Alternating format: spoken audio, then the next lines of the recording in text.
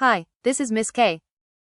In today's video, I'll show you how to create slow motion videos in CapCut using your Android device. To get started, open the CapCut app and create a new project. Select the video you want to edit, then tap Add to import it into the timeline. Next, tap the video clip on the timeline, then select Speed from the toolbar.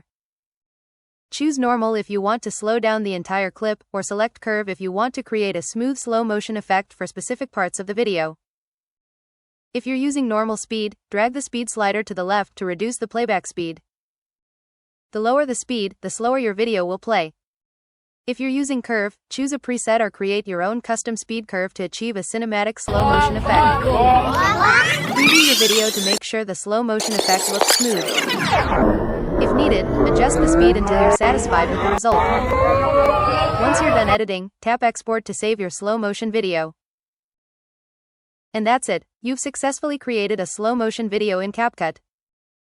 Happy watching! Don't forget to like, share, and subscribe for more helpful tutorials.